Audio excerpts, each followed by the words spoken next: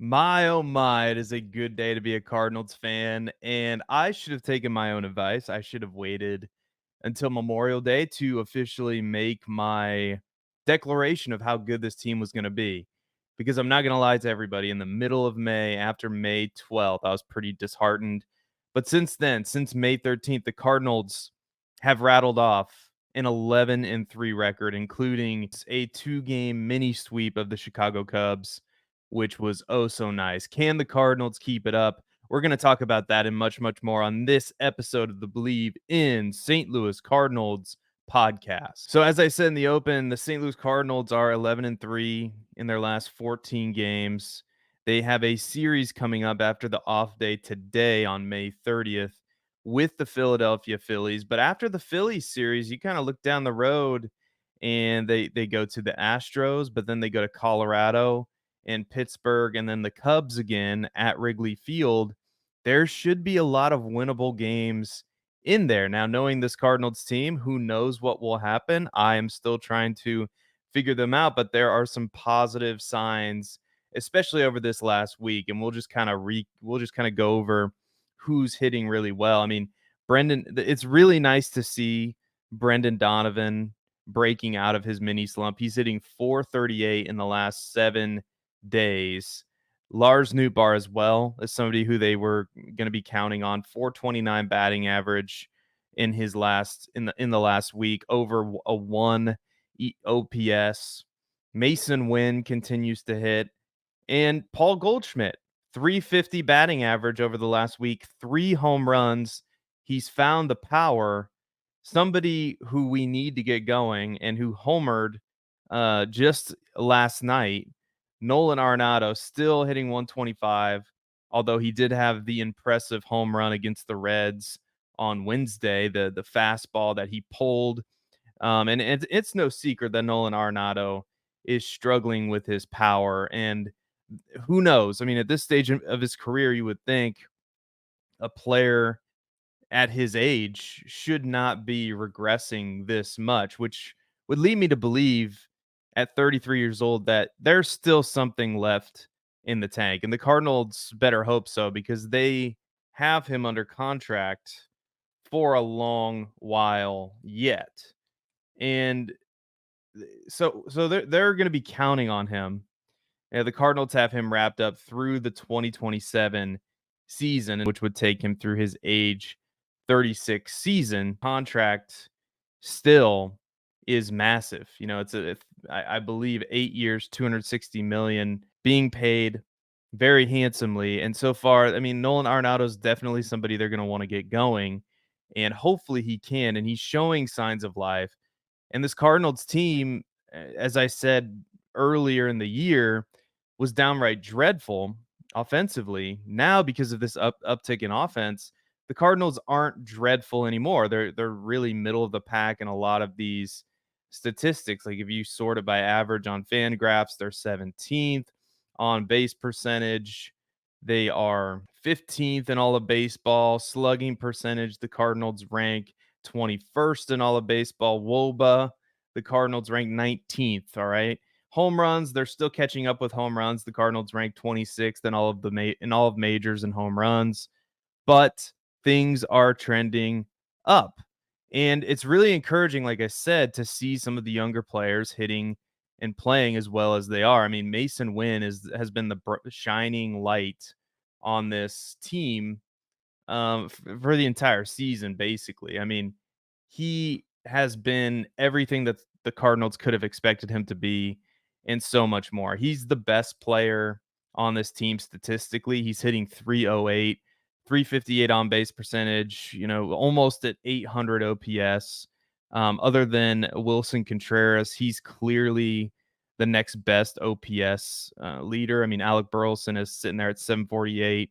I expected Nolan Gorman's to be higher, but his is 758, even with the home runs. Nolan Gorman is going to be the kind of player that hits home runs. He's going to strike out a lot. He kind of reminds me of Adam Dunn, if you remember Adam Dunn. But there's no doubt that there's a ton of power in that bat from the left side. And, you know, lefty bats power bats are sometimes hard to find. But it's really encouraging that this young core is starting to come together. You know, you have Mason Wynn, Alec Burleson emerging, Ivan Herrera doing some good things in Wilson Contreras' stead. Uh, that's supplementing the loss of Nolan Arenado and Paul Goldschmidt coming around and Brendan Donovan and Lars Nootbaar we talked about.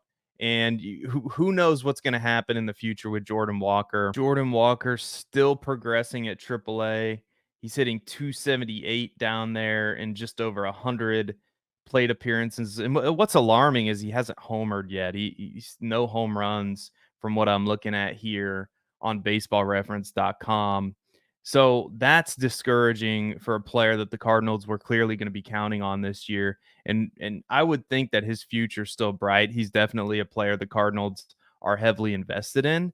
But really, the way the Cardinals are playing right now, the luxury is you don't really have to rush to bring up Jordan Walker. There's nothing that points to the fact that we have to rush Jordan Walker along. He can stay in AAA for a long time. He can figure it out. There's clearly a lot of talent there. But the good news is like this core is you're starting to see it come together. Mason Wynn, Alec Burleson, Lars Nootbaar, Brendan Donovan, Nolan Gorman. I mean, those five guys are going to be so important. Ivan Herrera, I'll throw Ivan Herrera in for the future of the St. Louis Cardinals. And you're not even really counting on some of the other prospects, Victor Scott, Jordan Walker. They're going to play key roles in the future. But it's a very encouraging sign that all of these players are playing well and have the upside that they have in this offense.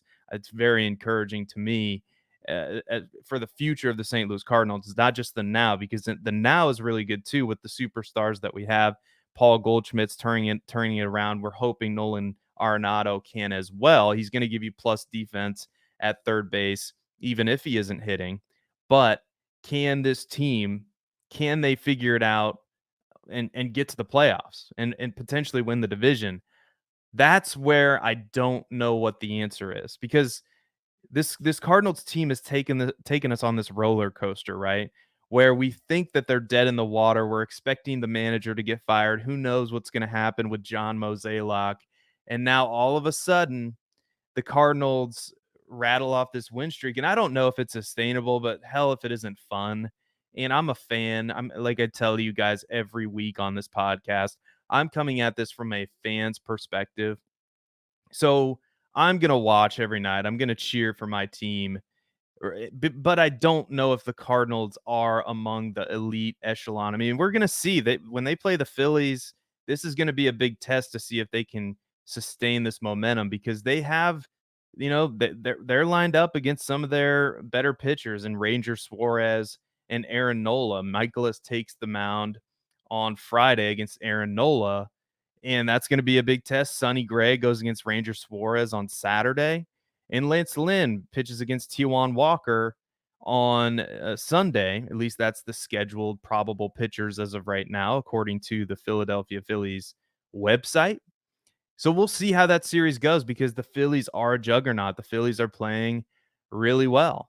And to be honest with you, I don't know if the Cardinals pitching, it's going to be interesting to see if the pitching can sustain, because Kyle Gibson was phenomenal the other night. Like Kyle Gibson, he gave up a home run, I believe it was in the 6th inning, but his when you were watching him pitch, he just had sharp movement on everything, seemed like he was in command of just every single one of his pitches. And I mean, the pitching's been encouraging over the last 7 days as well, for the most part. I mean, you look at Lance Lynn, 1 earned run. Kyle Gibson, 1 earned run, struck out 6 guys. Michaelis, 6 innings pitched, 3 earned runs given up. I mean, Ryan Helsley's had a rough week. 3 innings pitched, 4 earned runs, 8 hits given up. But for the most part, the bullpen, Kittredge, not the best week either. 3 earned runs in 2 2/3 innings. Jojo Romero, 5 hits in 2 1/3 innings. So the bullpen is starting to show a little bit that like they're human. However, they're not cracking either. I mean, the Cardinals still have a really good back end of the bullpen with those 3 guys, Romero, Kittredge, and Helsley. And I'll throw John King in there. John King in 3 2/3 only 1 hit allowed over the last week. I mean, John King is pitching about as well as anybody in that bullpen, and that is a nice middle relief piece to have. So the Cardinals bullpen, which has been their strength all throughout the season, showing signs of weakness, but it doesn't matter. The team is still winning. And that's really all that matters at the end of the day. And that's the $1 million question is, can the pitching hold up? Because we know the concerns are valid. It's an older group. Kyle Gibson, Lance Lynn were two of the offseason additions, and Sonny Gray being the big signing. And Sonny Gray's been phenomenal. Can they keep it up? And for a season, maybe they can. Maybe they can. But what is the long term solution for the St. Louis Cardinals and their pitching staff? And we'll get into the minor league numbers here in other episodes. There's going to be plenty of time for that, and I'll give you updates on how the prospects are doing. Tekoa Roby, Tink Hence, Gordon Graceffo. If the Cardinals keep playing as well as they're playing right now, the talk is going to heat up about the Cardinals potentially adding a starting pitcher sooner rather than later, because I mean, the starting pitchers that we have, I mean, you might not like the names. I don't know if I like the names long term. Lance Lynn, Kyle Gibson, Sonny Gray, Miles Michaelis. They've been okay. They've been steadying the ship. They've been solid. They've been giving you 6 innings. Like Kyle Gibson gave you 6 innings. I just rattled it down. So you got 6 from Lynn, 6 from Kyle Gibson, 6 from Michaelis this week.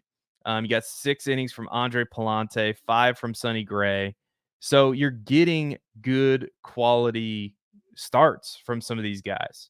And if Andre Palante can be that answer in the 5th spot in the rotation, that is all the more good. I mean, so we're gonna see. I mean, but what the Cardinals need to do is, while this pitching is happening, I mean, they need to be developing and scouting and bringing along the Tekoa Robies and the Gordon Graceffos and the Tink Hences, because they're going to need those guys in the future. Because, like I said, Lance Lynn, Kyle Gibson, they're just on 1-year deals. And Kyle Gibson, the way he pitched the other night, I don't that would be a guy that I would consider bringing back for another year potentially if those guys aren't ready. Lance Lynn, same story. And again, you don't want to play this game where you're you're trying to figure out, you don't want to be flirting with disaster as far as like players dropping off, because the Cardinals have definitely fallen into that trap in the past. But the way these guys are pitching is exactly what the doctor ordered, exactly what you need. And kudos to John Mozeliak. I mean, I'm gonna say it.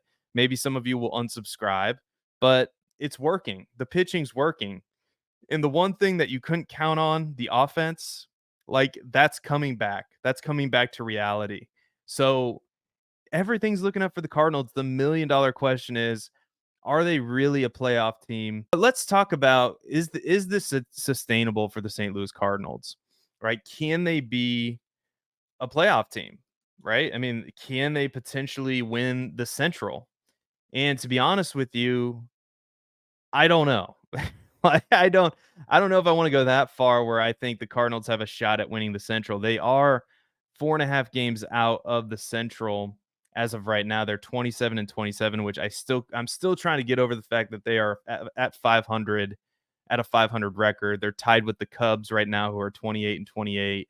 I don't know. I think it's possible. I think it really is possible that the Cardinals can win the Central Division. I think if their pitching stays steady, they can. And I think their bats are going to be good enough, and defensively they're going to be a good enough team. But I just don't know if currently constructed the Cardinals are going to make a big push in the playoffs, because you look at, again, and I hate to come back to this, but it comes back to the top end of the rotation. Sonny Gray's been a legit ace. Sonny Gray's been more, or done more than you could ever ask him to do.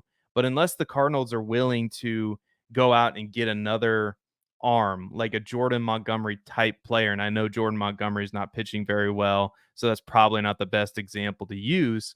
But unless they're willing to go out and get another top arm, it's going to be really tough to compete with the Philadelphia Phillies of the world. It's just going to be. And so until they're willing to make that move, I just don't see the Cardinals being a playoff contender, competing for a World Series, because it's not just the Phillies, it's the Braves, it's the Dodgers. I mean, heck, I'll throw the Brewers in there. You need to be able to show that you can beat the Brewers, and so far this year, they have not. So we'll see how they do, how they progress through the season, and how they compete against the upper echelon of Major League Baseball. Now, is it completely out of the question that the Cardinals could compete for the playoffs and make a push in the playoffs? No, this is baseball. I mean, an 84 win team made it to the World Series last year, albeit with better pitching than the Cardinals currently have, but it can happen. So you just want to give yourself a chance, and it's going to be very interesting because just 2 weeks ago, I thought the Cardinals would for sure be sellers at the trade deadline. Now I'm thinking, are they going to be potentially interested in a pitcher? Are they going to be calling up teams looking for starting pitching? Are they going to be competing against teams like the Chicago Cubs, like trying to add relievers and pitch? I mean, and we'll get into all of those targets once we know where this team is officially as we get closer to the trade deadline. I know there's a lot of names out there, especially with the teams like the Marlins. I mean, the Marlins, heck, they've already made a trade and traded away Luis Arraez, but we're just gonna keep you posted until then. But let me know what you think in the comments. Let me know what you think. Do you think the Cardinals can make a playoff push with what they currently have? I don't think so. I think they're gonna add. I think they need at least one more starting pitcher. I've been saying that before the season even kicked off. And so while this is all nice, it's great that the Cardinals are 11-3 as currently constructed. I don't know if they're good enough to win, to really make a push in the playoffs, but it certainly would be nice to see them win the division. Let me know what you think of all that. Let me know what you think. If can they win the division? Can they make a playoff push? I say no, even though the bullpen is performing really good, and that might be a sneaky way to really solidify your team is to strengthen a strength. I mean, if you can't afford to, go out and pay the piper to get a starting pitcher in here, maybe it's adding on to the back end of the bullpen and bolstering that even further. We'll see what they do with Matthew Liberatore because it really looks like they've messed with him way too much. Maybe he can come back and be a nice piece in that bullpen, and maybe Andre Palante can be the solution to the number 5 starter. And who knows, if Nolan Arenado can figure it out and get hot, look out, because when he does, when he gets going, he gets hot. And that was very encouraging, that home run against Cincinnati. So a lot of things going on here. I'm going to wrap up the episode there, but leave me a comment. Again, leave a 5-star review for the podcast. My name is Seth Dewald. You can follow me on Twitter at Seth_DIEWOLD. You can follow the show at Believe in STL Cardinals on Twitter. And until next time, let's go Redbirds. Let's keep this win streak going. Let's take 2 out of 3. Heck, let's sweep Philadelphia, and we will see you later. Bye-bye, everybody.